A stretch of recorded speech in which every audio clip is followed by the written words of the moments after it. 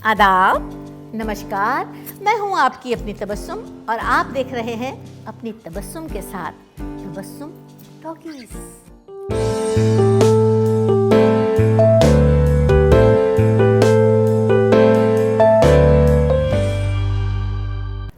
खामोश। समझ गए ना मैं किसके बारे में बात कर रही हूँ? जी हाँ, शत्रुघ्न सिन्हा के बारे में।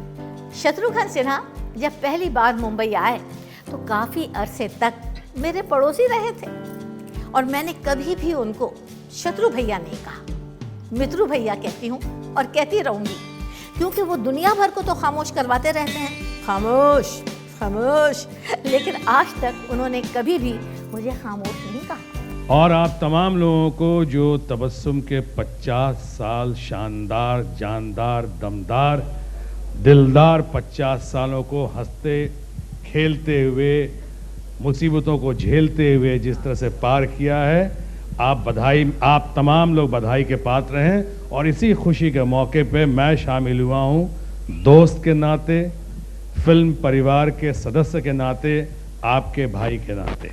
कि ये भाषण का मौका नहीं है और मुझे इस अच्छी तरह एहसास है कि सांस्कृतिक कार्यक्रम में कभी राजनीति की बात नहीं होनी चाहिए। उसी तरह जिस तरह शादी के वक्त बर्बादी की बात नहीं करते या मौत के वक्त आबादी की बात नहीं करते, उसी तरह सांस्कृतिक कार्यक्रम के वक्त कोई राजनीति की बात करके कार्यक्रम की गरिमा पे किसी किस्म का धब्बा नहीं लगाते। मैं इस बात को जानता हूँ और मानता भी हूँ। लेकिन आज इस कार्यक्रम में मैं एक ख़ास बात पे जोर देने आया हूँ। तबस्सुम मुझसे सीनियर हैं, ये इनका दुर्भाग्य है कि मुझे भाई मानती हैं, मेरा सौभाग्य है कि मैंने आज तक कभी इन्हें बहन नहीं माना। लेकिन हम अच्छे पड़ोसी भी रहे और जब मैं शुरू में संघर्ष कर रहा था तो मुझे सौभाग्य प्राप्त हुआ बिल्कुल तबस्सुम के पड़ोस में रहने का। उस ज़माने में एक तरफ जहां इन्होंने मेरी प्रगति को देखा, मेरी गति को देखा, मेरे संघर्ष को देखा, साथ साथ इन्होंने मेरी बहुत सारी हरकतों को भी देखा।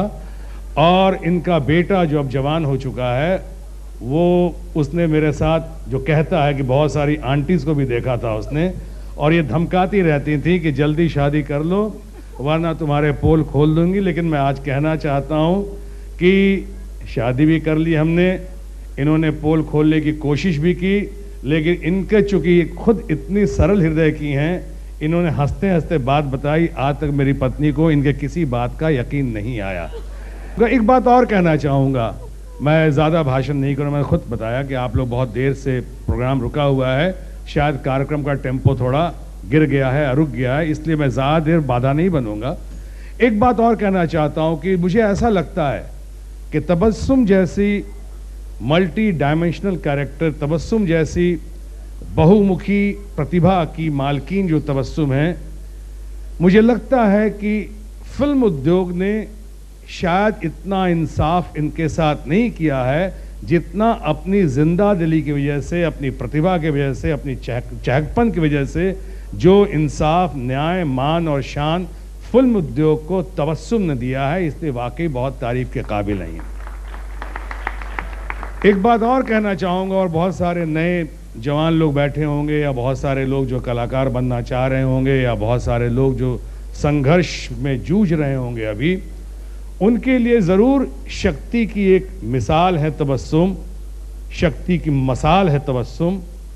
इसने उस कहावत को चरितार्थ किया अंग्रेजी में जो कहते हैं, when going gets tough the tough get going. जब मुसीबतों को वही पार कर सकता है जिसके अंदर मुसीबतों को झेलने की या पार करने की शक्ति होती है। मैं इशारा कर रहा हूँ तबस्सुम की ओर कि तबस्सुम की ओर इतनी शक्ति है कि इतने सारे उतार चढ़ाव के बावजूद किस तरह से मुस्कुराते हुए, सहजतापूर्ण, सरलतापूर्वक किस तरह इसने मंजिलें तय की हैं। मैं समझता हूँ कि आने वाला जनरेशन, आने वाली संतान इनको शक्ति के रूप में, प्रेरणा के रूप में, प्रेरणा स्रोत के रूप में स्मरण करेगी। यही मेरी कामना है, आज के दिन शुभकामना है, यही मेरी मनोकामना है और तबस्सुम के लिए यही मेरी प्रार्थना भी है। ऐसी ही बातें बताती रहूंगी नए नए लोगों की, नए नए अंदाज में। आप देखते रहिए तबस्सुम टॉकीज।